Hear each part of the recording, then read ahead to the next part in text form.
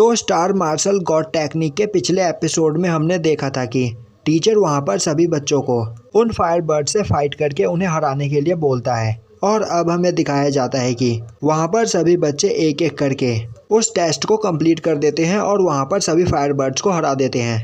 अब टीचर बोलता है कि आज का तुम्हारा टेस्ट यहाँ पर ख़त्म हुआ, तो अब तुम सभी जाकर अपने टेंट में आराम कर सकते हो।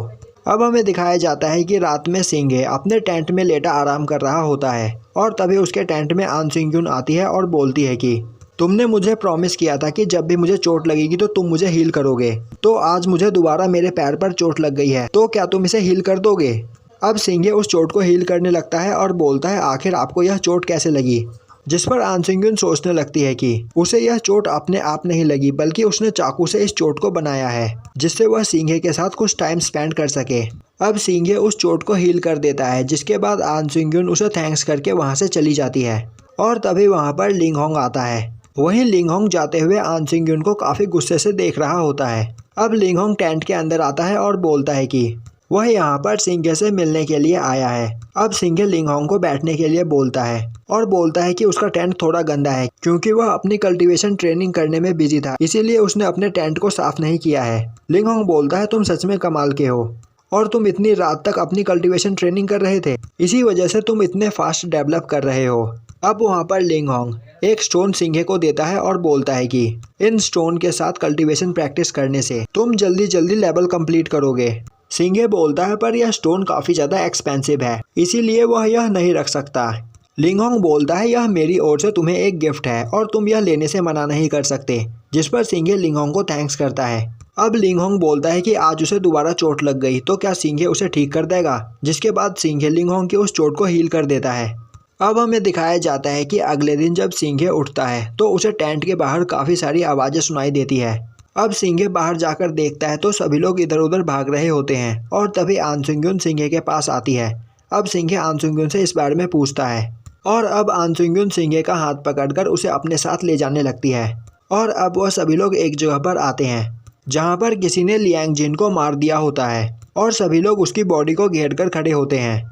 वहीं खड़ा टीचर बोल रहा होता है कि हमें इस बारे में वाइस प्रिंसिपल को बताना होगा, तो आज दोपहर में जाकर कोई वाइस प्रिंसिपल को इस बारे में बताएगा। और तभी लियांग यू टीचर के पास आता है और बोलता है कि उसने कभी नहीं सोचा था कि यहाँ पर उसका भाई इस तरह मारा जाएगा, पर वह अपने भाई के कातिल को ढूंढकर उससे बदला लेना चाहता है।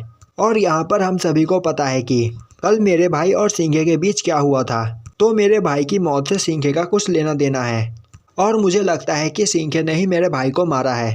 अब वहाँ पर लियांग यू की बात सुनकर सभी आपस में बात करने लगते हैं कि लियांग यू बोल तो सही रहा है, कल सिंघे और लियांग जैन के बीच फाइट हुई थी और हमें यह भी पता है कि सिंघे लियांग जैन से काफ़ी ज़्यादा पावरफुल है, और क्या पता सिंघे ने लियांग जैन की फैमिली से बदला लेने के लिए यह किया हो। और अब उन लड़कों की बातें सुनकर वहाँ पर सभी लोग काफ़ी ज़्यादा हैरान होते हैं। और तभी वहाँ पर आन सिंग्यून आगे आते हुए बोलती है कि सिंघे यह कभी नहीं कर सकता। अब लियांग यू बोलता है कि आन सिंग्यून यह बात इतने यकीन से कैसे कह सकती है, क्या उसके पास इसका कोई प्रूफ है? आन सिंग्यून बोलती है वह यह बात प्रूफ कर सकती है। लियांग यू बोलता है और वह यह बात कैसे प्रूफ करेगी? तभी आन सिंग्यून बोलती है कि वह लास्ट नाइट सिंघे के साथ थी। यह सुनकर लियांग यू हंसते हुए बोलता है कि आन सिंग्यून मैंने कभी सोचा नहीं था कि तुम सिंघे के साथ अडल्टरी चीजें करोगी। तुम्हें पता था कि मेरा भाई तुम्हें पसंद करता है और इसीलिए तुम मेरे भाई को यहाँ पर लेकर आई, जिसके बाद सिंघे ने उसे मार दिया। तभी यूनिंग बोलती है वह भी लास्ट नाइट आन सिंग्यून और सिंघे के साथ थी, तो क्या उसने भी उनके साथ अडल्टरी चीजें की है? और अब यह सुनकर वहाँ पर लियांग यू चुप हो जाता है। अब लियांग यू बोलता है यूनिंग ने यह बात कही है इसीलिए मैं चुप हो रहा हूँ, पर मैं इस बात को कभी भी नहीं भूलूंगा, और जब वाइस प्रिंसिपल यहाँ पर आएंगे तब तुम्हें मेरे सभी सवालों के जवाब देने होंगे। और तभी टीचर बोलते हैं लियांग यू हमें पता है कि तुम किलर की आइडेंटिटी जानना चाहते हो, पर अब हम यहाँ पर कुछ भी नहीं कर सकते हैं। और लियांग जैन की बॉडी को देखकर हमें ऐसा लग रहा है कि जैसे इस पर किसी मॉन्स्टर ने अटैक किया हो।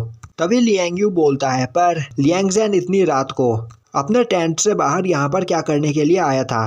टीचर बोलता है इस बारे में हमें कुछ भी नहीं पता, तो हम तब तक कुछ नहीं कर सकते जब तक वाइस प्रिंसिपल यहाँ पर ना आ जाए। और मेरे हिसाब से जिस मॉन्स्टर ने लियांग जैन पर अटैक किया होगा वह हेवनली रेलम के 3rd लेवल पर होगा, तो यहाँ पर तुम सभी को सावधान रहने की जरूरत है, क्योंकि वह मॉन्स्टर हम पर दोबारा भी अटैक कर सकता है। अब वहाँ पर लियांग जैन की बॉडी को देखकर सिंघे सोचने लगता है कि क्या लियांग जैन पर सच में किसी मॉन्स्टर ने अटैक किया था या यहाँ पर कुछ और चल रहा है। और तभी टीचर बोलता है वह मॉन्स्टर हेवनली रेलम के 3rd लेवल पर हो सकता है या उससे भी कहीं ज़्यादा पावरफुल। तो अब से यहाँ पर सभी स्टूडेंट्स ग्रुप बनाकर टीचर के साथ रहेंगे। और तभी वहाँ पर एक आदमी भागता हुआ आता है और टीचर चूसिंग के कान में बोलता है कि किसी ने यहाँ पर आने वाले ब्रिज को तोड़ दिया है।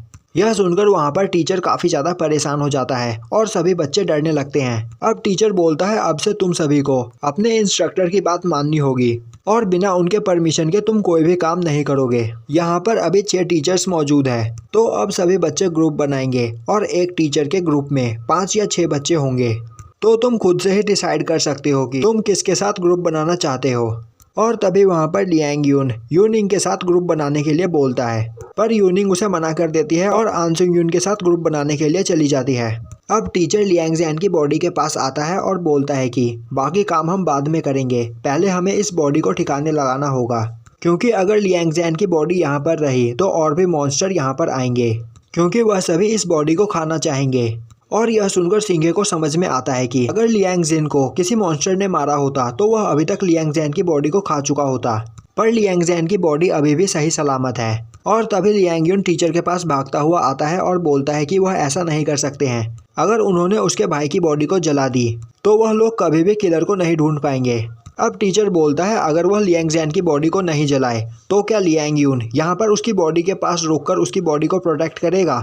और अब यह सुनकर वहाँ पर लियांग यून टीचर की बात मान जाता है और अब टीचर उन सभी को अपने अपने टेंट में वापस जाकर रेस्ट करने के लिए बोलता है। अब हमें दिखाया जाता है कि सिंघे की टेंट में लिंग होंग, आंसिंग यून और यूनिंग बैठी होती है और वह सभी लोग मिलकर लियांग जैन की डेथ के बारे में बात कर रहे होते हैं। अब सिंघे बोलता है कि उसे नहीं लगता कि लियांग जैन को किसी मॉन्स्टर ने मारा है, क्योंकि अगर किसी मॉन्स्टर ने उसे मारा होता तो वह अभी तक उसकी बॉडी को खा चुका होता। उसे लगता है कि किसी ने यह उससे बदला लेने के लिए किया है। तभी आंसुंग यून बोलती है अगर उसने यह बदला लेने के लिए किया होता तो वह उस ब्रिज को क्यों डिस्ट्रॉय करता। यूनिंग बोलती है उसने ब्रिज को इसीलिए डिस्ट्रॉय किया क्योंकि वह नहीं चाहता कि कोई उसके बारे में जाने, और वह रिवेंज लेने के लिए अगर यह कर रहा है तो वह आगे किस पर अटैक करेगा। और अब इन सब चीज़ों के बारे में बात करके वह सभी लोग अपने टेंट में वापस चले जाते हैं और वहाँ पर सिंघे अपनी कल्टीवेशन प्रैक्टिस करने लगता है और अपनी प्रैक्टिस के दौरान इस बार सिंघे कुछ नए मूव सीखता है और यहीं पर यह एपिसोड ख़त्म हो जाता है।